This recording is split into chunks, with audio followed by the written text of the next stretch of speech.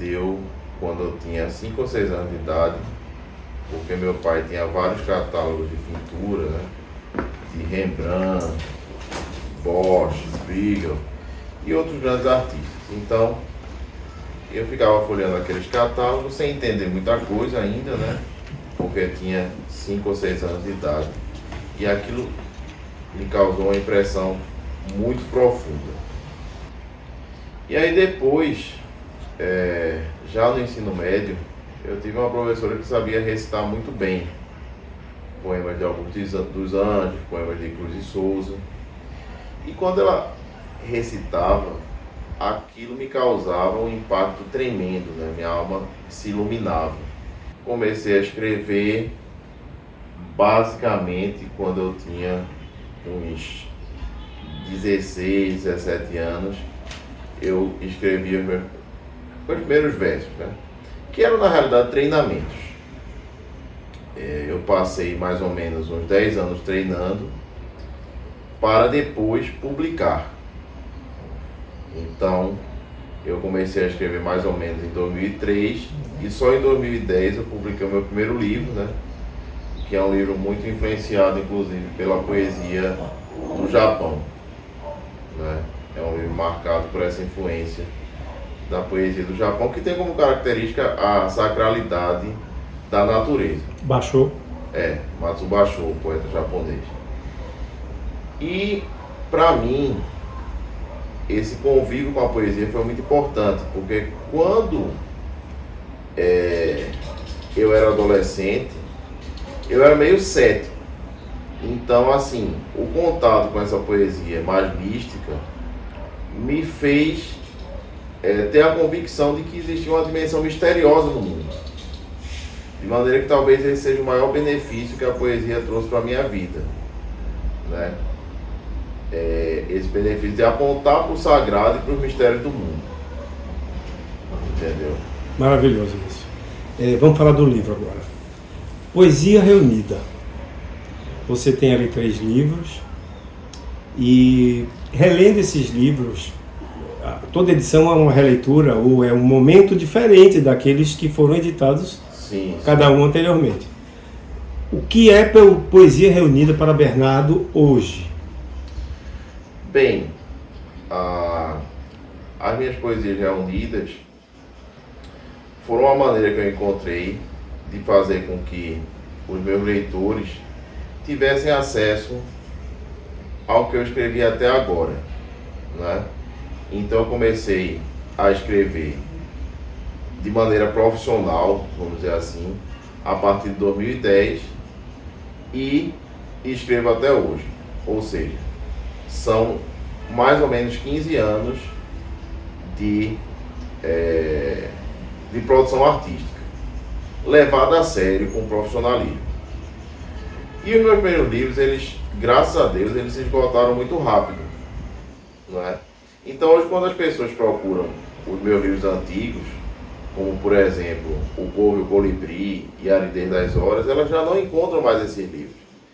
De maneira que eu decidi publicar os 3 livros que eu escrevi, justamente para que as pessoas tivessem acesso ao conjunto da minha poesia, que começou de uma maneira mais luminosa, vamos dizer assim, e depois foi ficando um pouco mais sombria, né? Mas há uma dialética muito forte entre esse aspecto mais hermético, mais sombrio, e um aspecto mais solar, né? Que eu creio que eu herdei da poesia japonesa. No primeiro livro, evidentemente que a minha técnica não estava ainda perfeita, e ao longo dos anos eu fui aprimorando a técnica. Só que no meu primeiro livro, os poemas eles têm um frescor maior, né, e uma dicção espontânea que me agrada.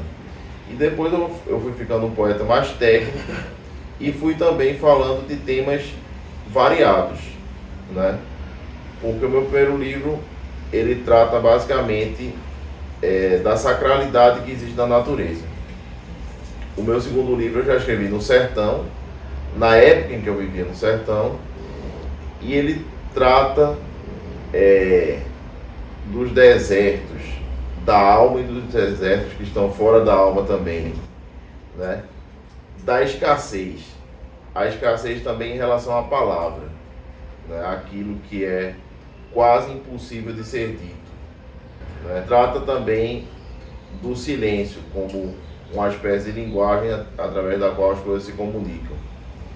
E esse meu terceiro livro, que é inédito e vai ser publicado agora ao lado dos dois outros, já é um livro que eu trato mais a respeito de questões metafísicas, né? Ligadas, por exemplo, à existência de Deus, né? A um certo silêncio de Deus, né? Não no sentido negativo, mas do mistério, né? no sentido desse mistério, como dizia Montale, né? Montale, o grande poeta italiano, ele dizia o seguinte: escrevo por causa do silêncio de Deus.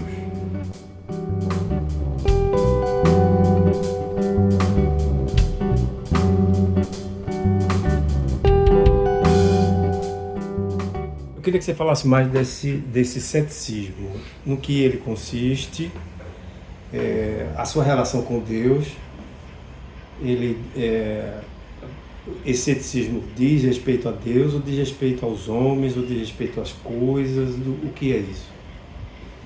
Eu me considero um cristão que segue a mesma estrada de um Pascal, de um Unamuno, né? Que pertence a uma espécie de existencialismo cristão. Então, o Unamuno, no livro do Sentimento Trágico da Vida, ele vai dizer justamente que aquele que nunca duvidou da fé, nunca teve fé.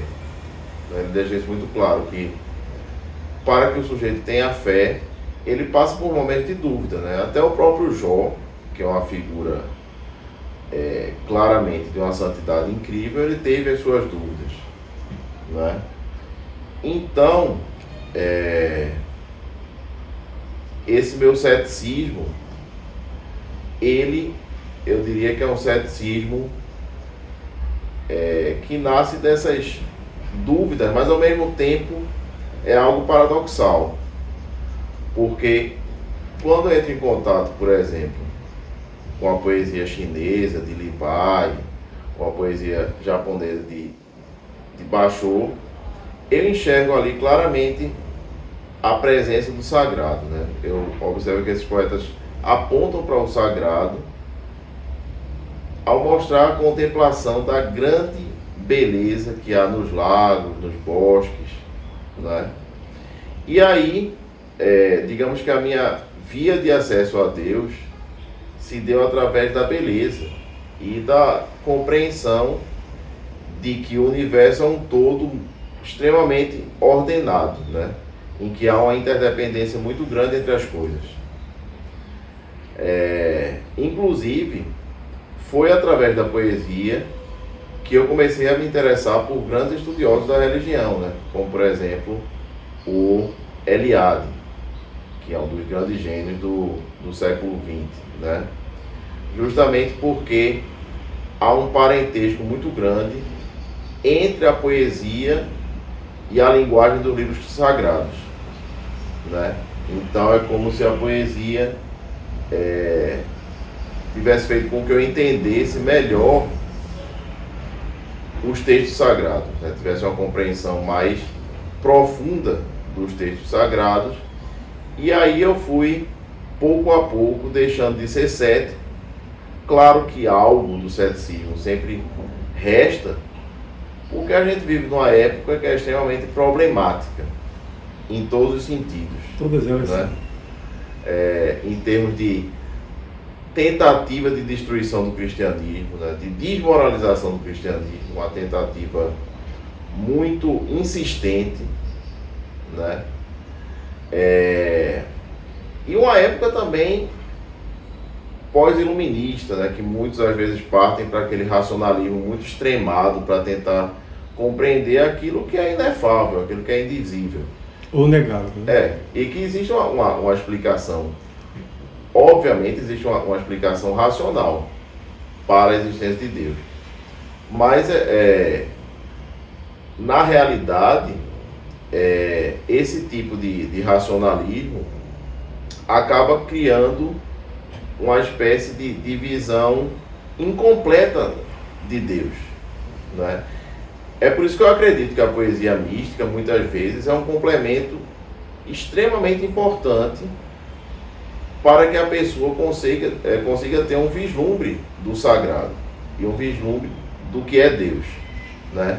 Então, apenas através de um discurso lógico-analítico muito racional, eu acho muito difícil que a pessoa tenha essa experiência do sagrado, essa vivência do sagrado, né?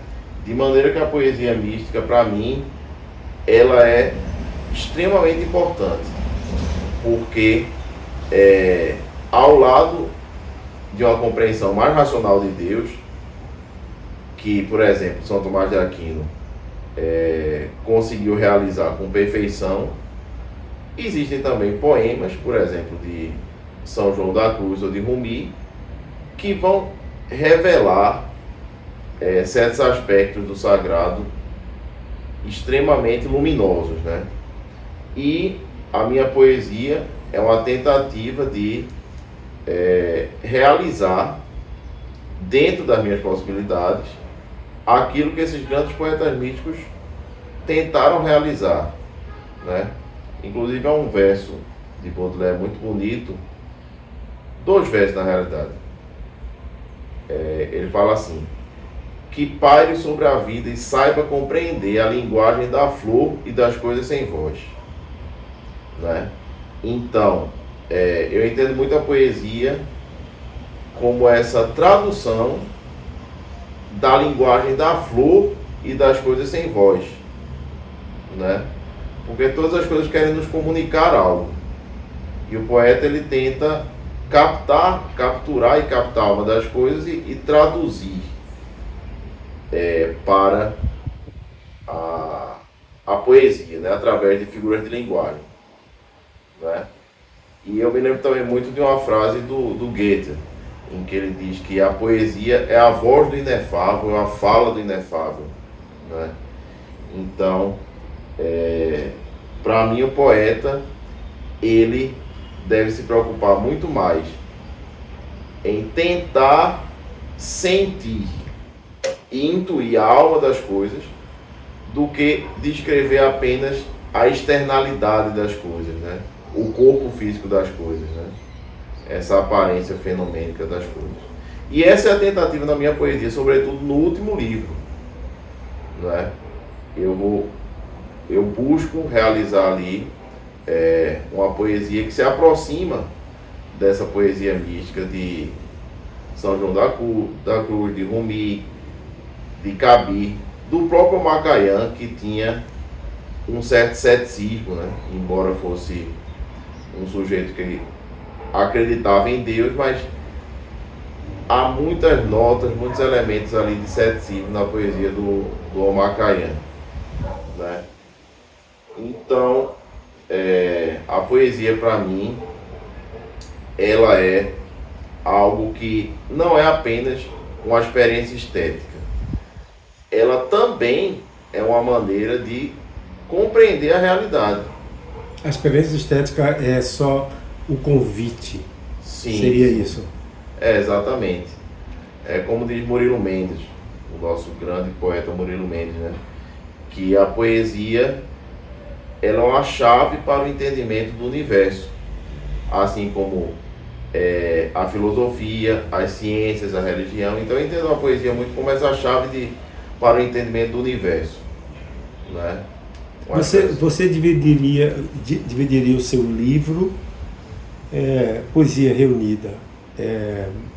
Ele tem uma divisão não só cronológica, mas conceitual, ou hoje Bernardo vê uma certa unidade nesses 3 livros, e qual seria essa unidade? Eu enxergo uma unidade, por exemplo... Não, aí você fala, eu enxergo nesses 3 livros, você explica. Nesses 3 livros, eu acho que existem vários pontos de convergência.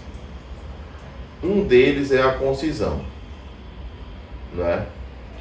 Eu realmente tenho uma tendência a escrever poemas curtos, mas poemas que eu acredito que têm grande densidade, apesar de serem poemas curtos. Gosto muito também, sempre gostei de usar as rimas toantes, né? Que se diferenciam das rimas tradicionais. Então, por exemplo, tempo e vento é uma rima toante, né? Porque o poeta vai rimar apenas as vogais principais da palavra e não a última sílaba. Então, existe a concisão, né? Existe o uso dessas toantes, e desde o início também eu me interesso pelo misticismo, né? No primeiro livro, esse misticismo é um misticismo mais voltado para o Oriente, né? A contemplação da natureza, que vai fazer com que a gente tenha um vislumbre do sagrado. O segundo livro, ele é um livro que é um livro um pouco mais técnico e um pouco mais cético, né? Embora eu continue sendo religioso. Mas é um livro um pouco mais pessimista, porque fala do deserto da alma, sobretudo, e da dificuldade de expressar as palavras, que também é uma espécie de míngua da palavra, né? Assim como existe a míngua da vegetação sertaneja. E esse meu último livro, ele é um livro que busca falar a respeito desse silêncio de Deus, de um silêncio entre aspas, né? Porque Deus, muitas vezes, ele não fala através de palavras humanas, mas ele fala através da grande beleza do universo, ele fala através dos gestos das pessoas, né? Ele fala através do comportamento dos animais, que às vezes é um comportamento, digamos assim, que tem algo de sobrenatural, né? Pela própria afetividade, né? Como diz a Elizabeth Brown, né? Até o modo diferente de olhar, às vezes, tem algo de transcendente, né? Então, eu enxergo esses pontos de convergência, né? A concisão, o uso das rimas toantes e sempre a temática muito voltada para o sagrado e para a dificuldade de expressar o mistério das coisas através da palavra humana, né? O sagrado não é o religioso, no caso. Eu não vejo um livro religioso em nenhum dos 3. Você bebe no religioso, exatamente. Mas você bebe mais na mística. Exatamente. Queria que você falasse a diferença entre um e outro, de maneira rápida. Certo. Então, eu creio que a diferença da poesia mística que eu tento escrever, e muitas vezes consigo, né? É justamente porque o místico, ele tem um percurso muito peculiar da alma em relação a Deus, né? E ele também vai lançar a mão de várias imagens singulares, né? Então, por exemplo, dentro da poesia mística persa, vai aparecer muito a imagem do tecelão, né?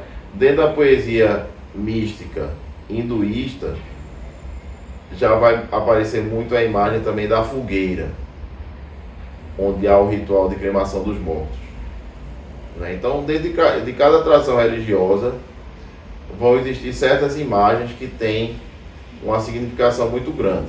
A aranha, sim, é persa. Exatamente. A sua aranha é persa. Exatamente. E a coruja é o quê? Grega? A coruja eu acho que é. Aquela tempestade com aqueles relâmpagos jupiterianos. Exatamente, né? Tanto que eu falo que a coruja seria Hermes imerso no oceano de sombras, né? Porque a coruja, ela tem algo do deus Hermes, né? aquela... O psicopompo, né? aquele mistério sombrio, mas ao mesmo tempo aqueles olhos muito abertos que conseguem enxergar tudo, né? O aspecto furtivo também, né? Então, o poeta místico, ele consegue criar um universo muito particular de imagens, né? Tanto é que, curiosamente, muitas vezes o poeta místico é perseguido pelas grandes autoridades religiosas, como aconteceu com o próprio São João da Cruz. Depois ele foi aceito. Rumi também. Rumi foi extremamente perseguido, depois foi aceito. Porque choca, né? É uma linguagem que renova tanto que termina chocando a autoridade religiosa, né? Quem explica isso, inclusive, é o Scholem, né? O estudioso da Cabala, no livro A Cabala e seu Misticismo, né? Então, eu acredito que é muito importante que as pessoas entrem em contato com a poesia para que, primeiro, a imaginação delas não fique mutilada, né? Claro, não é apenas a poesia, a grande música, as artes plásticas de extrema qualidade também fazem com que a imaginação ela se torne rica, né? As artes, de uma maneira geral, fazem com que a imaginação se torne rica. E às vezes as pessoas elas não conseguem imaginar as coisas simplesmente porque não tem contato com a arte, né? Até aquela pergunta muito curiosa, o que é o tempo? Aí é uma pergunta dificílima. Para mim não é difícil. O tempo é aquilo que põe cabelo branco nos homens, né? Aquilo que faz com que as folhas das árvores sequem, né? Então o tempo é muito palpável, né? Como diz Baudelaire, o tempo nos devora em marcha resoluta, né? Então, quer dizer, eu creio que esse enriquecimento da imaginação está muito ligado ao estudo da poesia e das artes de uma maneira geral.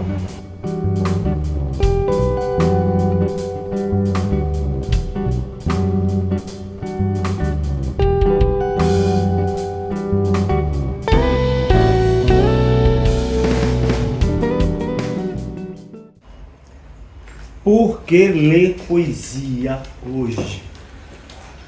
Por que ler poesia hoje?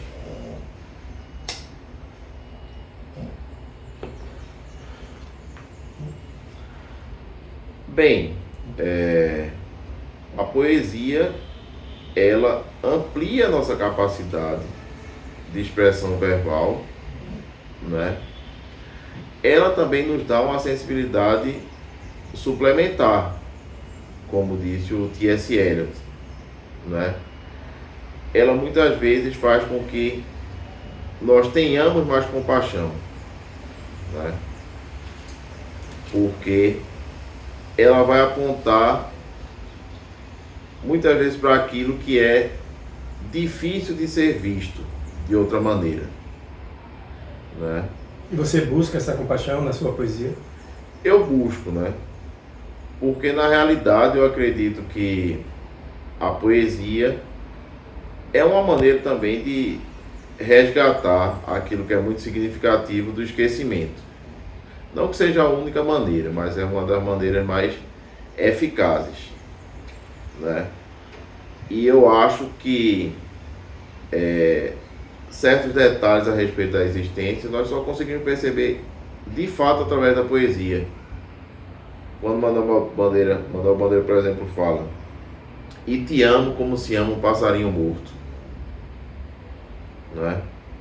Ou como no haikai japonês fala: "Verde árvore caída vira amarelo, a última vez na vida".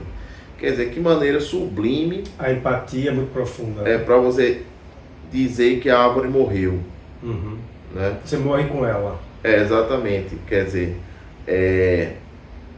se o poeta fosse fraco, diria: a árvore secou e morreu. Mas não, ele diz: vira amarelo pela última vez na vida. E é algo que passaria completamente desapercebido sem a poesia. Morreria só. Morreria só, né? Ou quando o Baudelaire fala: o olhar que perdeu a centelha divina. Isso é muito bonito, né? Porque realmente existe essa centelha divina no olhar. Só que a partir do momento que ele consegue nomear esse fenômeno, ele torna esse fenômeno compreensível e palpável, né? O rio que Ou vivo. é o vivo, exatamente, vivifica, né? Quando o Rio vai falar da mulher que está ficando cega, ele não diz os olhos dela iam ficando brancos, ele simplesmente diz o seguinte: ela pegou na xícara de um modo diferente das que estavam lá. Quer dizer, que sutileza, que delicadeza, né? Não é o óbvio, né? A poesia sempre... Não é a cegueira mais o objeto. Exatamente, né? Quer dizer, o poeta, ele tende a tirar a coberta das coisas, né? Revelar é velar de novo. Exatamente. Então, qual é o papel da poesia? É manter o mistério, porque se a poesia revela esse universo íntimo Sim. das coisas, mas ela coloca um outro véu, Sim, como se tivéssemos um certo impedimento. sim, sim. E a gente pode até ver no Gênesis que tem lá um querubim com Sim. espada flamejante. Sim, sim. Qual é a espada? Qual é esse? Por que ela vela? O que é que você entende esse velamento? Que espada flamejante é essa? O quão dói escrever poesia? Bem, a poesia muitas vezes é algo extremamente complexo, né? Então, eu gosto muito de uma frase do Lavelle, que ele diz que o papel o papel do poeta é captar o que há de eterno dentro do instante efêmero, né? Dentro do efêmero é captar aquilo que há de eterno. Então, muitas vezes o poeta, ele quer não transmitir a vivência que ele teve, mas ele quer transmitir o temor e o tremor que houve na alma dele quando ele teve uma experiência de contato com algo místico ou com algo de uma beleza estupenda, né?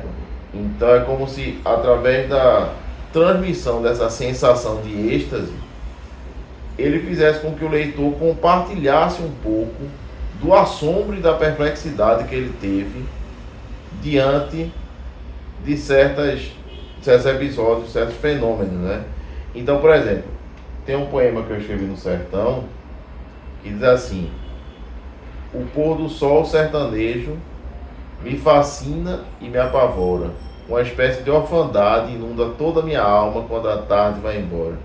É somente no sertão que sinto profundamente o peso desconcertante dessa aridez que há nas horas. Porque o pôr do sol, ele simboliza, de certa maneira, a transição entre a morte e a vida. Entre a morte e a vida. E há todo um estranhamento que eu tentei transmitir nesse poema, né? Tem um poema de Manuel Bandeira muito bonito, que ele fala assim: I think of a beauty is a joy forever. Keats exprimiu, mas ele próprio sentiu o quanto esta beleza dói. Então, quando a gente está escrevendo um poema, muitas vezes nós desenterramos algo que está soterrado nos abismos da nossa alma e nós não imaginássemos que aquilo existisse, né? Então, é mais ou menos como o Proust fala, né? Do biscoito Madeleine, que quando é comido vai fazer com que o tempo ele ganhe uma nova dimensão e ele seja um tempo redescoberto, né? Então, há um poema inclusive muito bom de Manuel Bandeira a respeito disso, chamado Velha Chácara, né? Quando ele volta para a chácara na qual ele frequentava quando era criança, ele ouve a voz do riacho que ele ouvia na infância. Só que a chácara não existe mais, tinha sido destruída. Mas aí aquele turbilhão de lembranças, de reminiscências, de emoções voltam a ele através de quê? Da voz do riacho, né? Então é como se o tempo ganhasse uma nova dimensão e fosse redescoberto. Ao mesmo tempo, quando a gente escreve um poema, boa parte do que a gente expressa está no subconsciente ou no inconsciente. Então a gente acaba descobrindo coisas que nós não sabíamos que estavam dentro de nós. E isso às vezes causa uma dor tremenda, né? É algo ao mesmo tempo paradoxal. Por quê? Porque a gente consegue perceber certas emoções e certas reminiscências que a gente não sabia, mas que existiam, né? Mas ao mesmo tempo, o poema ele vai revelar muitas coisas dolorosas. E nesse sentido a poesia teria um papel catártico, né? Porque essa revelação de coisas dolorosas também nos purifica, sobretudo porque nós passamos a conhecer melhor quem nós somos. Mas além desse efeito psicanalítico, vamos dizer assim, da poesia, o que a torna universal? O que torna universal a dor de um homem?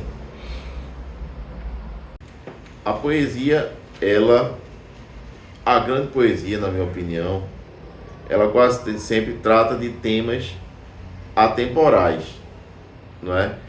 Então, naturalmente existe uma perplexidade e um estranhamento do poeta, ou do ser humano de uma maneira geral, em relação à velhice, não é? Porque às vezes a alma não se reconhece dentro daquele corpo. Às vezes a alma ainda tem 20 anos de idade, mas o corpo tem 80. Isso causa uma perplexidade e um estranhamento, né? E Cecília Meirelles escreve aquele poema Retrato, falando justamente sobre isso, né? O espanto e a perplexidade quando ela vê o rosto no espelho e não se reconhece.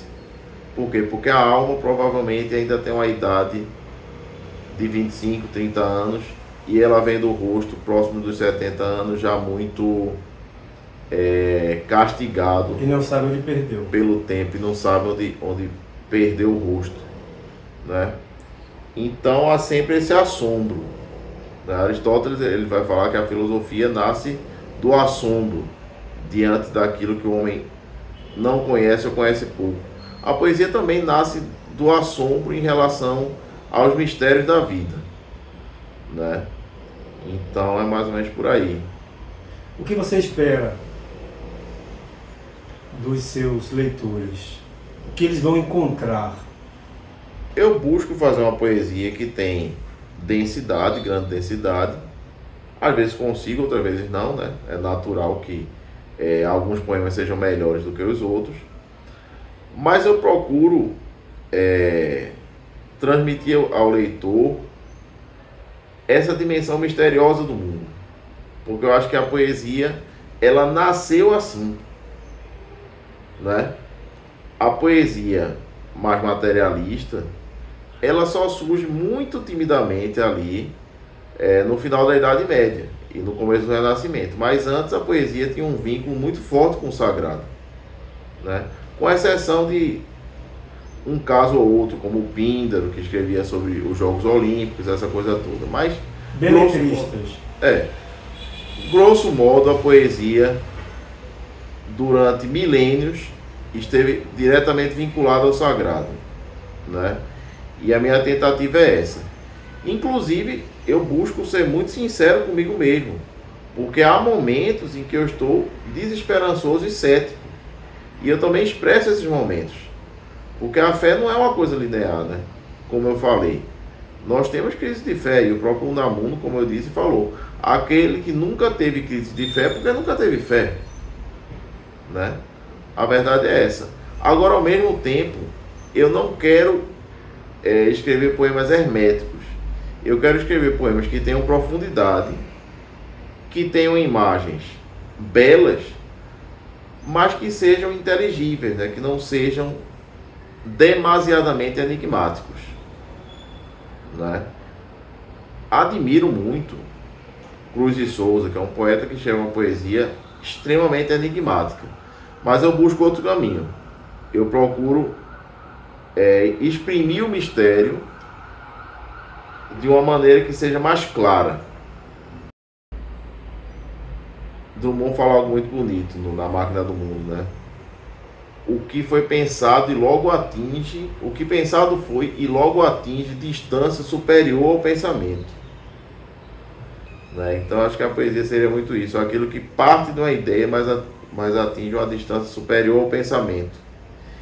E aí ela causa uma espécie de hiperestesia, né? E emoções das mais profundas que muitas vezes o leitor não sabia que moravam dentro dele, né? É por isso que muitas vezes as pessoas choram quando leem poemas, né?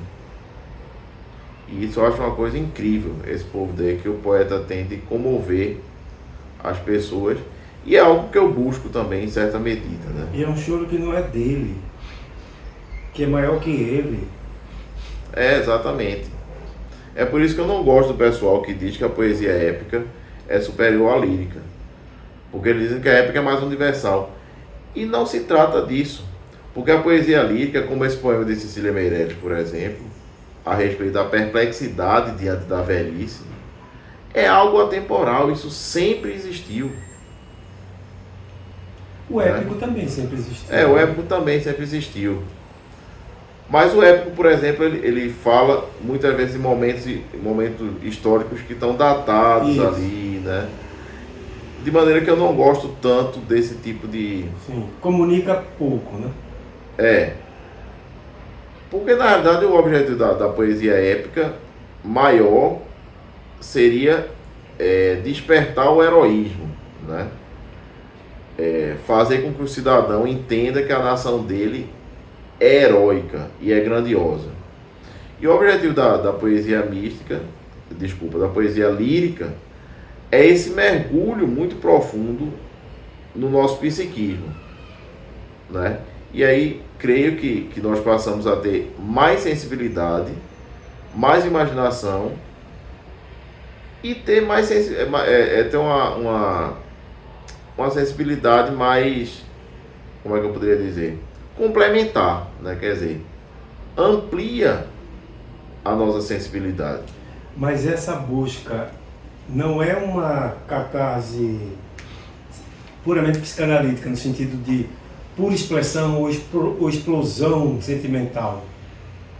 Qual é o fio de Ariadne? O que caracteriza a poesia como uma espécie de Virgílio? Certo. A poesia, né, sendo uma linguagem da alma, eu acho que ela se assemelha muito à linguagem sagrada, certo? E aí, a partir desse momento, o homem descobre também aquilo que há de misterioso dentro dele, através da leitura de um poema, né? Então não seria uma catarse estritamente psicanalítica, seria algo bem maior, que nos torna mais humanos, justamente porque faz com que o ser humano, ele tenha um vislumbre muito forte daquilo que é misterioso e que o rodeia. Acontece que quando o poema ele é muito bem sucedido, as fronteiras entre o sujeito e o objeto se diluem, né? É por isso que Fernando Pessoa vai falar da paisagem interna, a alma que anoitece, ou a tempestade dentro da alma, e todo mundo entende isso, né? Ou Raimundo Corrêa, ninguém vê, mas todo mundo sente dentro da alma um Atlântico infinito, né? Então, a poesia, ela vai dando corpo e forma a essas emoções, a esses sentimentos que nós não sabíamos nomear, né? Leiam poesia para ampliar a imaginação de vocês, para enriquecer a imaginação de vocês, para ter um entendimento mais profundo dos textos sagrados, e para voltar a apreciar as grandes maravilhas que existem no mundo. Leiam poesia.